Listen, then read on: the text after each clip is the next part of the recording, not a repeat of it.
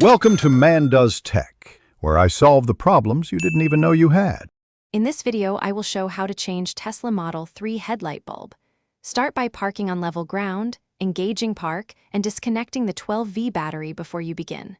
Remove the wheel well splash guard carefully using a trim tool, then access the headlight housing from behind.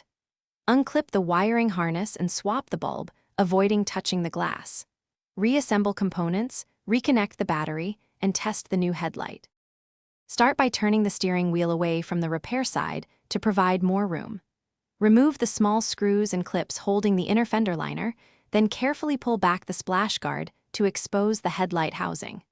Work slowly to avoid breaking fragile plastic clips and place hardware in a small container. With the housing visible, you can reach the bulb connector and prepare for the electrical disconnection step safely. First, disconnect the headlight wiring connector by pressing the release tab and pulling straight out. Unsnap the retaining clip that holds the bulb and carefully withdraw the old bulb from the housing.